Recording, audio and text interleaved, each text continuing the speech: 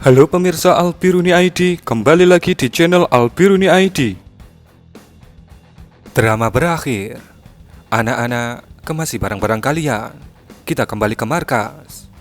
Mungkin itu adalah ucapan yang diterima oleh semua anggota Wagner di saluran telekomunikasi mereka, di mana ucapan itu diucapkan oleh bos mereka yang paling fenomenal, yaitu Yevgeny Prigozhin.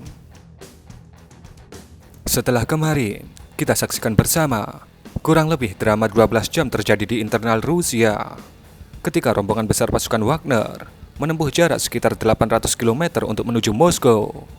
Dan ketika kurang 200 km lagi, perintah untuk kembali ke markas pun dikeluarkan oleh bos mereka. Berita resmi mengenai penarikan ini pun dimuat di berbagai media. Dikatakan, Prigozhin sudah sepakat dengan Putin untuk menyudahi semua kekacauan ini, di mana kesepakatan ini dimediasi oleh Presiden Belarus, Alexander Lukashenko. Ada yang mengatakan kesepakatan ini terjadi via telepon. Ada juga yang mengatakan ada pertemuan tertutup antara tiga pemimpin ini di suatu tempat, di mana dikatakan Prigozhin meminta bertemu dengan Putin dengan disaksikan oleh Lukashenko sebagai saksi atas kesepakatan-kesepakatan yang mereka buat. Lantas, kesepakatan seperti apa itu? Sebelum kita membahas hal itu, berikut kami bacakan pernyataan resmi dari Prigozhin setelah penghentian aksi menegangkan ini. Mereka berusaha untuk menghancurkan PMC Wagner. Kami tanggapi pada 23 Juni dengan aksi Barisan Keadilan. Dalam sehari kami berjalan, kami sampai kurang lebih 200 km dari Moskow. Saat ini, kami tidak menumpahkan setetes darah pun dari pasukan kami.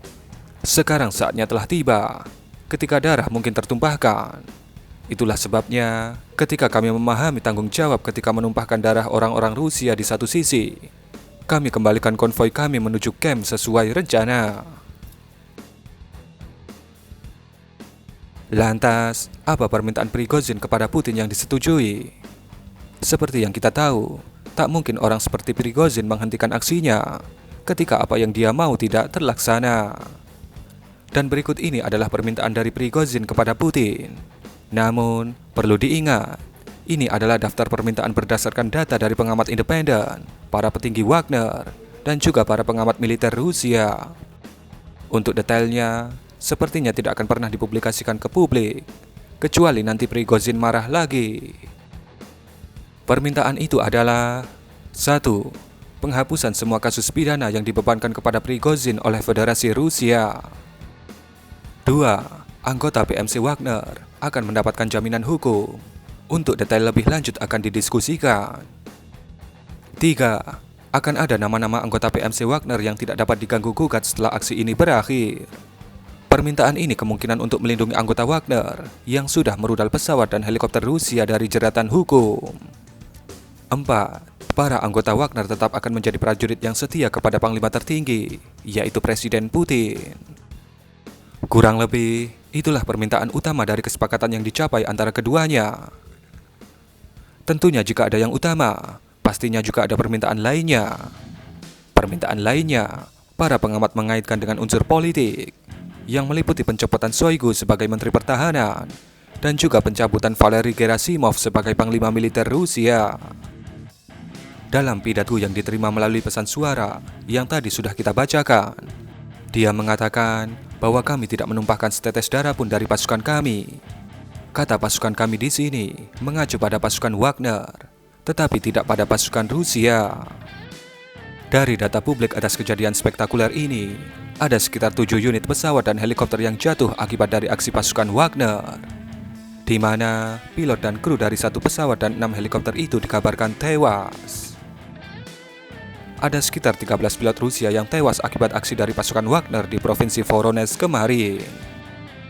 Detail pesawat yang dijatuhkan oleh Wagner adalah 3 unit MiL Mi-8 MPTR peperangan elektronik, 1 unit MiL Mi-8 angkut, 1 unit Ka-52 serang darat, 1 unit Mi-24 serang darat, dan 1 unit Il-18 transport elektronik, di mana kemarin kami sebutkan Il-18 ini sebagai AN-26.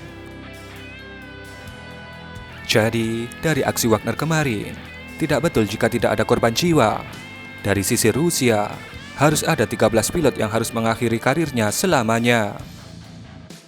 Sementara dari sisi Wagner, hanya ada sebuah truk logistik yang dihancurkan akibat dirudal oleh pasukan Rusia. Sementara drivernya selamat dan hanya mengalami luka.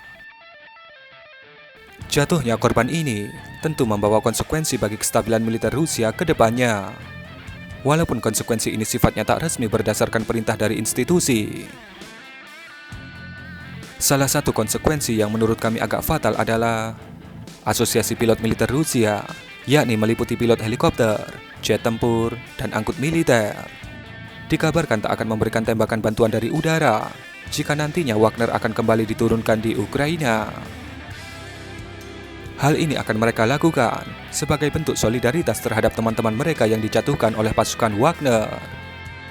Bahkan, dalam salah satu channel Telegram pro Rusia dikatakan, seorang pilot Rusia mengatakan, biarkan saja mereka menembak dari udara menggunakan pesawat yang mereka miliki. Jadi, jangan harap ada bantuan udara selain dari pesawat dan helikopter yang mereka miliki. Hal ini nampaknya akan menjadi serius jika tidak segera diatasi. Dan yang terakhir, ini mengenai rumor besar yang akan terjadi setelah kejadian besar kemarin. Media-media Rusia memberitakan akan ada perombakan besar-besaran di dalam internal Kementerian Pertahanan Rusia, termasuk penggantian Menhan Sergei Shoigu dengan orang baru, dan penggantian Panglima Gerasimov dengan Panglima baru.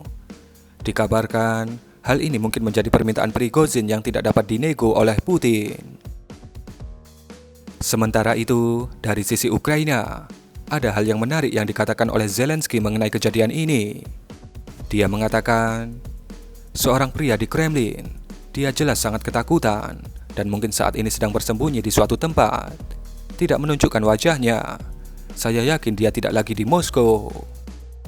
Hal ini ditafsirkan oleh para pengamat bahwa kemungkinan Putin saat ini memang sudah keluar dari Moskow untuk memikirkan hal yang genting tanpa didampingi oleh Shoigu dan Gerasimov. Kalau memang Shoigu dan Gerasimov akan diganti, maka pastinya dia dianggap tunduk kepada Prigozhin yang berada di luar pemerintahan resmi, dan itu bisa mengancam posisinya sebagai presiden Rusia. Karena kemungkinan besar, loyalis Shoigu dan Gerasimov yang masih ada di internal militer Rusia akan melakukan perlawanan, dan perlawanan yang paling ekstrim adalah menjatuhkan Putin. Tapi, jika permintaan Prigozhin tidak dituruti untuk mengganti keduanya, bisa saja aksi kudeta jilid 2 oleh Wagner akan terjadi. Dan itulah sekelumit cerita prank berbahaya dari bos Wagner. Selain pranknya yang berbahaya, konsekuensinya pun berbahaya bagi Tsar Vladimir Putin. Jika Anda menjadi Putin, apa yang akan Anda lakukan untuk mengatasi aksi kemarin? Berikan komentar Anda.